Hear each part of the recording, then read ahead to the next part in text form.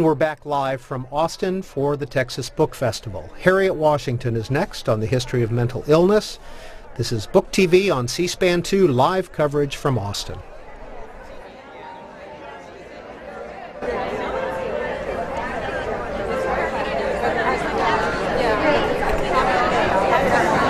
Okay, everyone, we're ready to start. Hello and welcome. This is the panel on Infectious Madness, this wonderful book here. The surprising science of how we catch mental illness. My name is Maura Muldoon. I will be moderating today. I'm a writer here in Austin, currently at work on a book that is part memoir, part research about the challenges of dual careers and training in medical school. But you did not come here to see me. So let me please introduce Ms. Harriet A. Washington, who will be speaking today. Ms. Washington won a National Book Critics Circle Award for Medical Apartheid, this book here. She has had a fellowship at the Harvard School of Public Health, a research fellowship in medical ethics at the Harvard Medical School. She was a Knight Fellow at Stanford. She was also the page one editor at USA Today and has a background in science writing and science journalism. So everyone, please put your hands together and welcome Ms. Washington.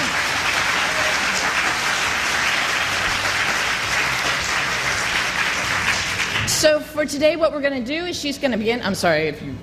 So she's going to begin. She's going to give us some explanation, some context, a little bit of reading. Then we're going to talk a little bit, and then you will have an opportunity to ask questions. All right. So Ms. Washington, I turn it over to you. Good afternoon, and thank you for that warm welcome. I'm very excited. It's my first opportunity to talk about my new book, my new baby, Infectious Madness. And to give you a little context, I'm going to read a bit from the introduction, then I'll talk just a bit about the book's content. I'm not going to try to summarize the content of this doorstopper book in a few minutes, but I want to give you some kind of context. And what I'm most interested in is your questions. I want to talk about the things that you are interested in, the things that intrigue you. I hope everyone can hear me all right. How does one turn it up? Let's see. They'll do it, okay. They're responsible. Can you hear me better now? No better? You might lean in closer. All right. Is this any better? Okay. All right, I'll keep talking. I'll read you a bit from the introduction to begin. Gazing into the night sky with its seemingly numberless stars evokes our sense of infinity. But if you seek the ultimate multitude, look closer to home. What lies at our feet and within us dwarfs the heavenly spectacle. Yet we need our imaginations or a powerful microscope to see it. Microscopic bugs, not stars, dominate the galaxies. The Earth alone holds 5 million times more microbes than there are suns in the universe. It is home to 5 nonillion infinitesimal beings. That's a 5 followed by 30 zeros. 5 million bacteria teem in every teaspoonful of seawater, accompanied by 50 million viruses. This makes viruses the most dominant, most common life form in the sea. And no wonder, viruses infect most other living things, including bacteria. Microbes do more than infect us, however, they are us, in the sense that we harbor more microbes than human cells. Your intestines alone provide a home for 100 trillion viruses, fungi, protozoans, but mostly bacteria. These single-celled guests outnumber your own cells 10 to 1. Microbes thickly coat our skin, eyes, genitals, and cover the surfaces of our mouths. They specialize in areas of the body. Staphylococci colonize the skin, lactobacteria cloak the vagina, and that's just the surface. 10,000 different species of organisms thickly populate your gut. Just as our genes make up our genomes, these microbial fellow travelers make up our microbiomes, which constantly adjust in type and numbers on different sites in the body and different sites on the globe. And our health, including our mental health, changes with it. Your microbiome has an astonishing power to keep you healthy or ill. From the beginning, internal microbes guide your immune system's development, and your gut possesses its own brain. It houses a network dubbed the enteric nervous system, or ENS, that contains 1,000 times more neurons than your brain does. Its weight is twice that of your brain, and it sends neurotransmitters that help direct your brain's activities. That's right. The neurotransmitters in your gut tell your brain what to do, not the other way around. It's very important to understand the role of microbes in dictating our health, to be able to understand the concept of microbes actually dictating our mental health as well. And how do they do that? Some of the ways they do it are actually familiar. We just don't think of it that way. How many people have heard of rabies? All of you, of course. Rabies is known and has long been known to be an infectious disorder, a virus transmitted disorder, transmitted by the bite of an infected animal or a human. And what does it do? It triggers madness in the infected person. And rabies is not the only microbe we know that does that. We never think about it today. People think of it as unfamiliar today, but there's a disease called paresis that used to fill 1 in every 5 hospital beds in New York City, in mental hospitals. 1 in every 5 hospitalized people with a mental disorder in New York City had paresis, which nobody's ever heard of now. And what did paresis turn out to be finally? It is the final stage of syphilis, which is transmitted by a bacterium. We never heard it today because now we have antibiotics against syphilis, and it's treated and cured before it can develop into paresis. So again, we've known about this for a long time. A mental disorder with an infectious cause, we just tend not to think of it that way. And the list goes on and on. We're lucky in this country that we have a good health system, a good public health infrastructure, good physicians, but in the developing world, they don't. And the developing world is rife with neglected tropical diseases. These are infectious disorders. We hear about Ebola, we hear about HIV and AIDS. We don't hear about the others, and there are many, many others. Many of them are parasite-carried, many of them are bacterial, and even viral. And what do? They not only cause mental disorders very often, but they also lower intelligence. If you look at a disease like sleeping sickness, we think of it, most of us know it from movies, right? The person has sleeping sickness, they fall into a sleep, they never wake up. There's much more to it than that. Sleeping sickness actually causes mental illness, madness, violent mental illness, according to the doctors of Doctors Without Borders. They report that when they treat these patients, they have to tie them to the bed because they tend to be violent and crazed. There's even a very sad case of a person with sleeping sickness. A man killed his 3-year-old niece because he was convinced that she was an emissary of Satan under the influence of sleeping sickness. Again, a mental disorder transmitted by microbes. We just tend not to think of it that way. And I do actually go on and on in this book, but I won't do that here. In the news, you might have heard about a bacterial disorder transmitted by a parasite, actually transmitted by cats. It's called Toxoplasma gondii, or T. gondii for short, and it's transmitted by cats, and it's been linked to many disorders, but most, I think, dramatically to schizophrenia and bipolar disorder. Scientists have amassed very good evidence for this, and I'm talking about scientists at Johns Hopkins University, at the National Institute of Mental Health. It's not an obscure link, it's actually one that's been well demonstrated. We also have many, many other disorders that are only now are we getting good evidence for, because now we have better tools to make the link between infection and madness. And for a long time, our discussions about this, our perception of this has been hampered by the fact that we have fallen into a habit of scientific thought. A habit, I said, not something proven, where we tend to look at the body and the mind as being totally separate. The Cartesian split, first promulgated by Descartes, most dramatically by Descartes, says that only the mind has diseases of its own, and so does the body. But in truth, many diseases affect both the mind and the body, and my book dwells on this a great deal. So in the end, as I said, I wanted to hear more about what your questions are, and I would love to go into a little bit more detail in my answers about the kind of disorders that we need to be worried about, and very importantly, what we can do about them. Okay, I get to ask the first question, and then I'll turn it over to you guys. But there are so many things that get covered in this book. The one thing I really wanted to know was, of all the research that you reported on, what was most interesting to you, and what do you think held the most promise for future study? The most interesting for me personally was to learn the effects of neglected tropical diseases in the third world, and increasingly here in America, and I hate to say the epicenter is now Texas. There are many diseases that do cause mental disorders, and they have been ignored largely because the people there don't have good care. And that I was shocked, frankly, to discover how prevalent they were, how horrible they were, and the dramatic effect they had on people's mental health and on their intellectual development. That really shocked me. I thought, why aren't more people writing about this? So now I have. I wrote an article in American Scholar, it's a cover story, about these NTDs and how unfortunately they are encroaching on the U.S. because of our climate. In Texas, for example, a lot of people are coming to emergency rooms with fainting episodes or headaches. And when they do an MRI, what do they find? Hate to tell you this, tapeworms in their brain. A horrible disease, but something that's not unknown in the developing world. It's been happening there for a very long time, and now it's happening here. It's a horrible thing, and if there's any silver lining, the silver lining is that now I think it'll get more attention. So that's what really shocked me the most. Can you tell us really quickly what NTDs are? Oh, I think I mentioned before, neglected tropical diseases. Okay, yeah. All right. Okay, we're ready if people would like to stand up and start asking questions. If you don't, I will.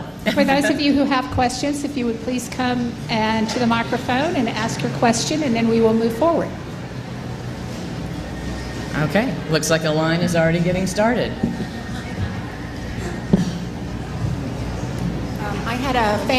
I had a family member with schizophrenia, and I've always been interested. You mentioned toxoplasmosis, but what else has been implicated in that? Excellent question, because it affects so many people. 1 in 100 people in this country develop schizophrenia. And the causes, what's interesting about the cause is that T. Gandhi is indeed implicated by scientific studies, but so are many other pathogens. Herpes simplex, which is ubiquitous, it's everywhere, and even influenza, which of course is everywhere. And they tend to affect the brains of infants or fetuses, young developing brains. But we need more evidence for the influenza connection and for herpes simplex. But Robert Yolkin at Johns Hopkins is convinced that herpes simplex is indeed a factor. The reason why so many pathogens are involved is it's not necessarily a pathogen itself, it's rather a process. When you have a young developing brain, such as that of a fetus or a very young child, and they're exposed to a pathogen at a certain key point in their development, they're at risk for that kind of brain derangement in its development. Not every child, luckily. We're talking about perhaps 10 or 15% of children, but that's a lot of children, especially if that child is yours.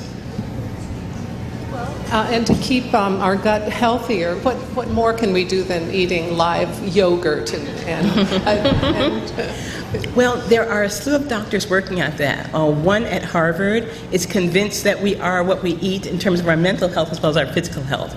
And he does espouse the right cultures, but nobody yet knows really what the right cultures are. That's an area of research that is burgeoning, but there are no firm answers yet. But in terms of what we eat, there are things that we can avoid eating that will certainly have implications for our mental health. And one of them is undercooked food in general, and pork specifically, which harbors pathogens such as the one I mentioned before that can create tapeworms in your brain. Undercooked food is always dangerous, and now we know it's dangerous to the brain as well. But when you say undercooked food, they're saying that a lot of vegetables, like now kale is up there for macular degeneration. Should those be raw, or is there some benefit? Do they know which ones are better, vegetables are better cooked? The cooking is important only because it kills pathogens. If you have another way of killing the pathogen, then it needn't be cooked, of course. Now, for vegetables where the pathogens tend to be on the outside, then you can do other things in preparation, like wash them thoroughly. So it depends on the food that you're eating. And I don't pretend to have any expertise here, but that's what I've gleaned from my writings. Thank you. Good afternoon. If you read the Bible, especially the 4 Gospels, it seems like nearly every town that Jesus and his disciples visited, they ran into people who were possessed by demons. They were just everywhere, and I've often wondered what modern science would say was wrong with those people. Any opinions? Well, I have a little bit more than an opinion. I actually have things that I've encountered in my reading. Not a lot more, but a little bit more. And it's true, many disorders that we deal with today, in biblical times would have been ascribed to people's sins, or their parents' sins, or eating the wrong foods, or not washing at the right time, that sort of thing. We have discarded that as a cause now. But those are really important bits of our history to remember. Because the important thing is that back in that time, that was science. People believed it.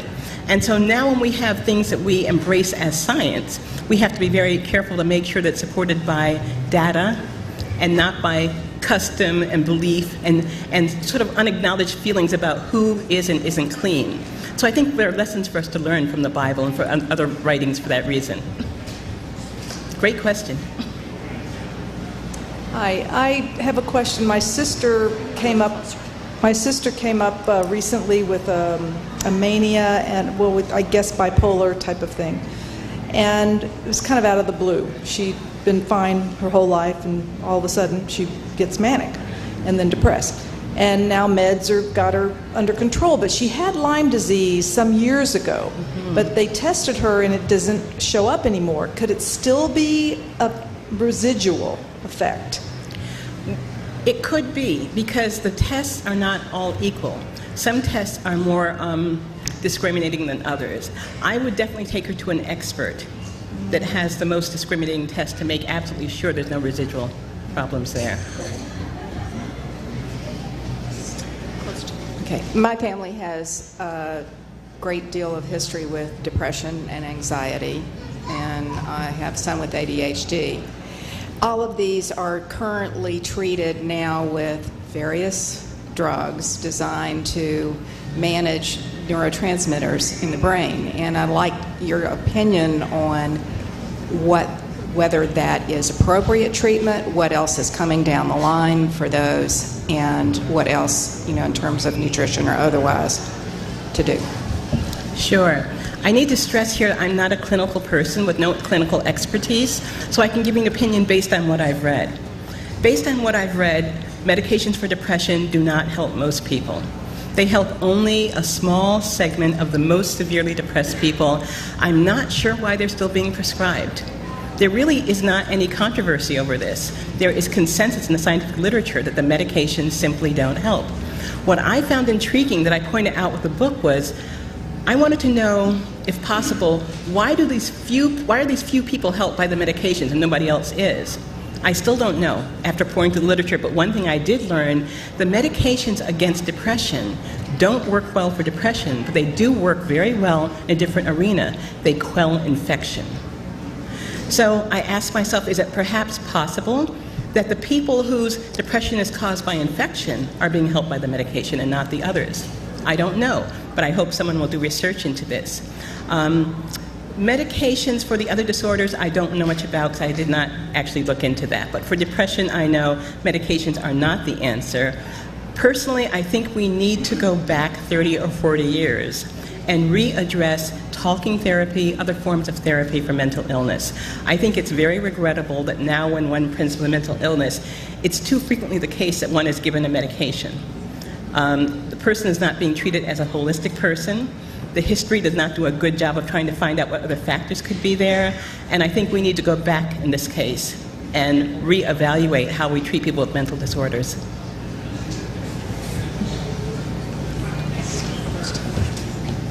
I was wondering in your studies if you found any connection to sleep. It seems like sleep apnea is everywhere now, and specifically I'm thinking of my husband, who is about my size, thin, physically fit, because when he went in, he was to the doctor, they said, well, you must snore, something must be going on, and he doesn't. And I won't bore you with everything that's been done, but he's been through surgeries. He's 100% compliant with his machine. They've got data to track that. When I met him, he didn't want anything to do with pharmaceuticals, and now I would jockey him against anyone's pharmaceutical cabinet because it is ridiculously overflowing. And it's gone all the way to now a group of doctors at Mayo Clinic kind of trying to look and see what else they can figure out about him. But I mean, as you can imagine, I was just thinking of mental illness and lack of sleep. I mean, he's miserable. I feel like he's dying before me, and he's incredibly smart. He's a nuclear engineer, but he cannot sleep, and they can't. I mean, there's nothing. I don't know what else to do. So I'm curious. Any connection? I wish I were able to help you. I do know that sleep, of course, is closely tied to mental illness. No one has to read a book to know that. We all know this, right? We know what it means when you tell someone, didn't you get enough sleep last night? You got up on the wrong side of the bed. I mean, we know that. Exactly how, we're not sure, but scientists have done studies tracing the immunological changes in the body to a lack of sleep, none of which will help your husband, of course. I think that this is an area where we need to do more research, because when we talk about sleep apnea, very often I see cases discussing the obvious causes, obesity, various disorders that we know are tied to sleep apnea, but I'm not sure what causes it in many people who are of normal health, good health, normal weight, etc. And it's an area that we need more research. Hi, my name is Joe Sokol. I'm a psychiatrist, and so I wanted to say a few things because I'm a bit concerned about some of the things that you're saying. First, I want to preface my criticisms with praise. What you're saying about psychiatry needing to do more therapy, about the lack of a holistic approach to human problems is dead on. And I couldn't be a bigger fan of that statement. On the other hand, I think it's very important that when you talk about something like infectious disease at the heart of mental illness, you acknowledge that mental illness at this point in time is largely a phenomenon that's not fully understood, that we don't fully understand how the brain works, that the number of variables relative to any individual suffering from what we might call depression, I just want to say openly to the audience, everything that psychiatry causes a disease is a fiction. The classic definition of disease is not met in psychiatry. We have a very provisional, phenomenological approach to diagnosis, which is not the same thing as saying you've got a pneumonia, we isolate the bug in your lung, we can kill the bug in a culture dish, and we give you an antibiotic, it kills it in the lung. And when we inject the bug in another animal, you see the same phenomena. We don't have anything like that in mental illness. So it's a very provisional set of approaches to mental illness. The reason I say all of this is when you say something like antidepressants don't work, the truth is that in most studies, antidepressants show about 70% efficacy. That means most people will respond. It's also true that about 50% of people will respond to placebo. So the difference between the antidepressant effect and the placebo is very, very small. And it may be that all of the effect is a placebo effect. The problem is once people get on these medications, their brains develop tolerance to them, and coming off of them can cause severe withdrawal and significant recurrence of depression, lots of problems. So I agree we should be very cautious about putting people on these things, but we must also be very cautious when we criticize that in a manner that may get people to stop them suddenly and end up in great difficulty. So I just urge caution. Your points are good. I want to point out that I have never suggested anybody stop the medication. And I preface my comments by saying that unlike you, I am not a clinical person. What I say is based on what I've read. What I have read, though, in places like JAMA is not a 70% efficacy rate, but rather a 90% lack of response by patients. And all the footnotes are in the book. So I would like to hear from you. If you happen to look at it and you can test them, let me know. If you convince me, I'll change it in the next edition. But I based it on what I've read in JAMA. Let me just say the best critic of the literature on depression is Kirshner. He's at Harvard, and he's written an extremely persuasive book called The Emperor's New Drugs. But he will acknowledge that the efficacy is about 70%. The problem in psychiatric research is there's a tremendously high placebo rate. I know. So that's the problem. Right, and the same studies that I cited said that the placebos work better for people who are depressed than the medications. Thank you. Thank you so much for your comments. Hi, my question is shorter. It seems like it's only been like in the last 5 years, or maybe in my reading, that the idea of microbes ever even came up in conversation. It's, you and I are human beings. Bugs in our body are bad, let's get rid of them. And I guess the reading is the opposite of that. We are our bugs. They are what help us, make us healthy and ill and everything. And just going in a different direction, besides what you're doing, what other research into microbes is have you encountered that's interesting that is worth going towards as well as this? You might, in my book, I discuss exactly what you're bringing up. There's a belief that microbes are something that we have to fight and annihilate to stay healthy. There's a belief that microbes should be embraced. But I take a different view. I don't take such a binary view. Microbes have both effects, and sometimes the same microbe can be helpful to you and harmful to you at different stages in your life and development. So instead of taking this all or none approach, what I propose is that we have a better way of analyzing the effects of microbes, understanding what they do before we decide to craft an assault on them and get rid of them.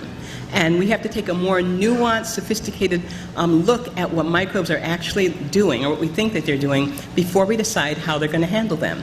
And keep in mind that at different times in our lives, it will be different microbes that might concern us or might be helping us. So it's much, much more, I'm glad you asked that question. The picture is so much more nuanced than we have tended to address it up till now. I think now we're at right at the border, frontier of being able to address the question in a more nuanced, sophisticated way and understand that microbes are sometimes our friends, sometimes our enemies, and our lives and health might depend on knowing which is which. Where are they doing the most research in this kind of studies? The research is everywhere. I'm thinking of a Belgian group. The largest Belgian research lab has focused on this very closely, and I talk about their work in the book. But we also have scientists at Charles University in Prague, Czechoslovakia, who are looking at it, as well as our native homegrown scientists right here. There are scientists, some of them have been working for 30 years at places like Columbia, looking at the effects of microbes and trying to understand exactly how they change with our health. You know, they're changing our health, but they're changing too. One of the things we need to keep in mind is that we have evolved with these microbes together, millions and millions of years. And so for us to decide that a certain microbe is a problem and decide to put the brakes on might be a short-sighted approach. Many people are convinced that it is why we're dealing with so much autoimmune disease now, because we did not evolve to be so clean, basically. If you go to countries where they're not able to maintain the same standards of hygiene as we do here, you will find that they don't have certain problems. They don't have a lot of asthma. They don't have a lot of autoimmune disease. You know, I still would much rather be here than there. But the reality is, I think it tells us something about our all or nothing approach to treating microbes and disease in general. Could you talk about the role of prions and how you think they are playing into mental health, as well as what you think maybe the causes of autism are, and if it's a multi-pronged sort of thing, or if we're going to be able to figure out that there is a particular cause that we can address? I can't even remember that question, much less answer the whole thing, but I'm going to take a stab at it. In terms of prions are fascinating. Everyone heard of them? Okay. Prions are basically infectious proteins, which is a strange concept for all of us. And basically, you might have heard about a group of New Guinea Highlanders who developed a strange disease, began staggering about, had mental health changes, and it turned out, according to this guy named Stanley Prusinger, that it was caused by a new infectious particle called a prion. Now, when he first proposed this back in the 80s, people openly derided him. I remember Science magazine wrote a horrible article basically casting him as a huckster, and so did Discover magazine. He was like vilified all over the place, and people had a lot of skepticism about whether this is possible. How could protein be infectious and cause disease? That was the reaction in 1980, and 10 years later, he won the Nobel Prize for this discovery. And that is a really good example of how science often works. You know, after a theory is openly derided and mocked, you know, it wins a Nobel Prize. So, but these prions have been implicated in everything from mad cow disease, you know, to the kuru. And does anyone remember the ballet director George Palanchine?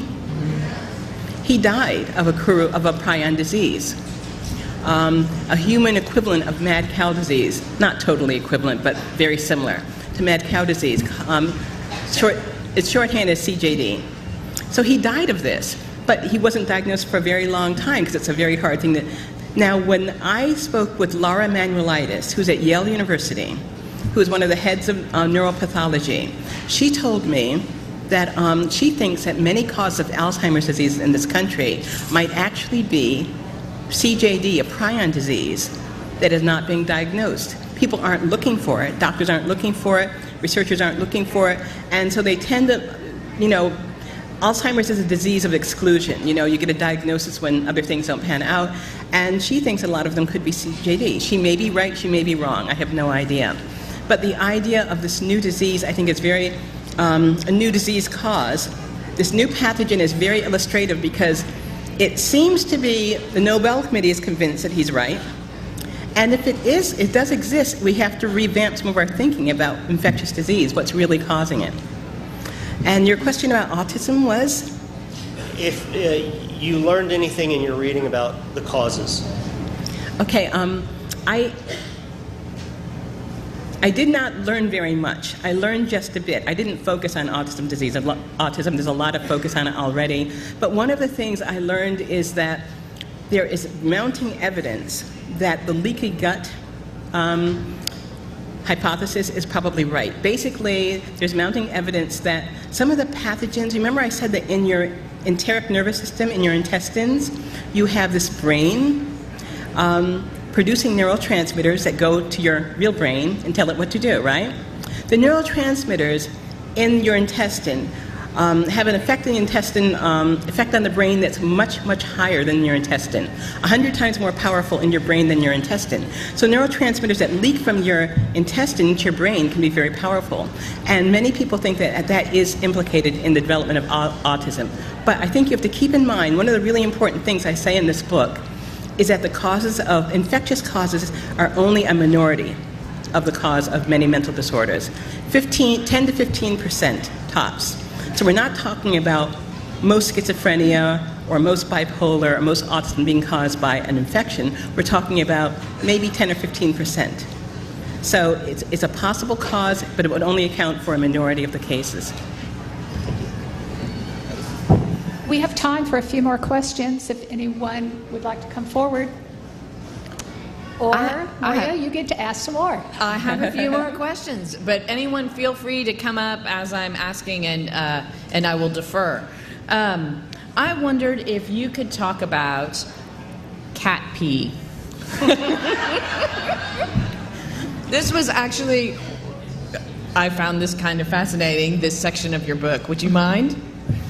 I'm going to confess that I had a personal experience with cat pee that might have triggered some of my interest in the subject. Involuntary experience. A friend left her cats for me to cat sit while she went on vacation, neglected to tell me that one of her cats was an epileptic. And I woke up in the middle of the night to her cat having a fit in my bed on me. Okay.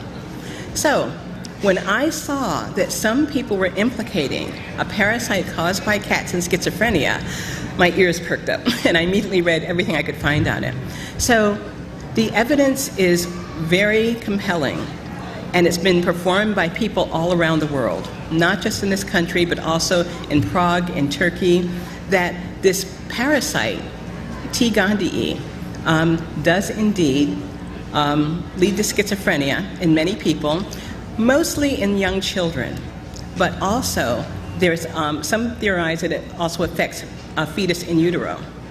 The T. gondii parasite is known to affect other animals by making them crazy. It is known to have that effect on rodents, on rats and mice. Rats and mice who are infected with this cat parasite change their behavior. Mice are typically very timid. They avoid the light. When they travel along the wall in the dark very quietly, the same path all the time. And if they encounter evidence of a cat, especially cat pee, they'll flee. Mice will not go anywhere near where a cat has been if they can smell a cat. But mice that are infected by T. gondii, by perhaps being exposed to cat feces or some other way, act very differently. They swagger out into the light. If they smell cat urine, they run toward it. And the studies have shown that there's actually evidence of sexual excitement when they smell cat urine. their behavior is transformed by exposure to the parasite. Why? Because the only place a T. gondii parasite can reproduce is the stomach of a cat.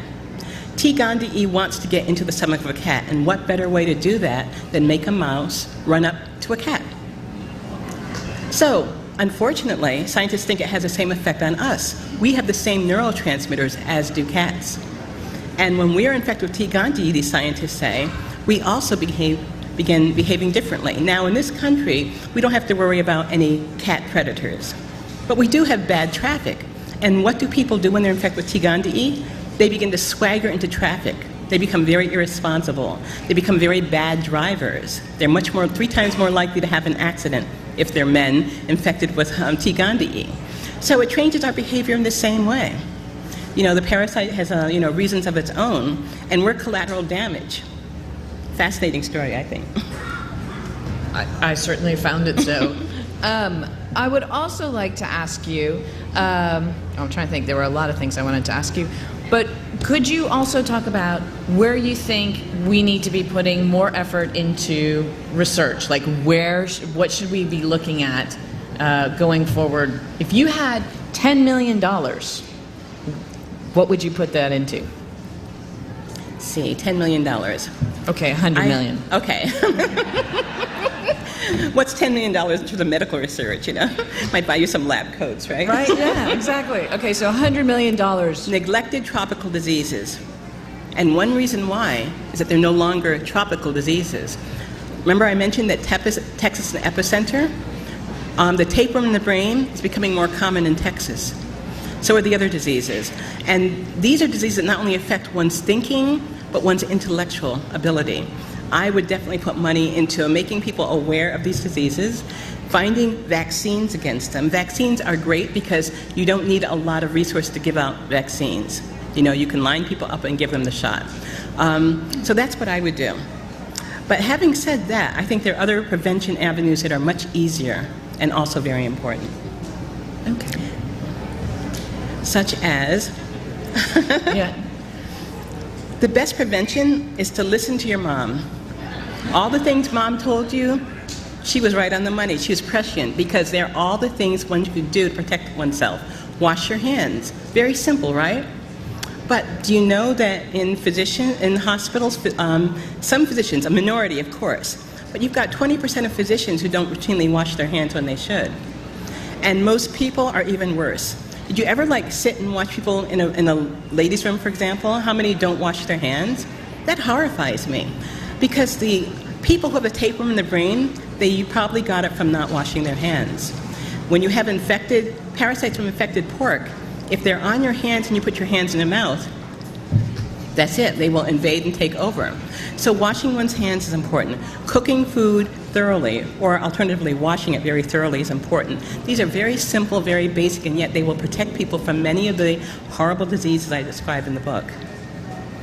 Oh, okay. I just would like to ask you about fecal transplants. Did you do any research into this, and could that be a helpful thing in the future for more things than just what they're using it for now? Fecal transplants are very promising. They're starting to be used more widely, and I don't talk about it a great deal in the book, but I do discuss them in the book, and I think that it's a really promising avenue, especially since they're talking about more pleasant ways to administer them now. But I think it's a really good example of how we have to take a more nuanced approach to our microbial environment inside. Knowing that by replacing certain microbes or augmenting them, we can either ward off or cure disease is very exciting. It's something that we can do without pharmaceuticals. It can be done relatively cheaply once we perfect it, and it's a very promising area of research. So thanks for asking that great question. Can you explain what it is, please?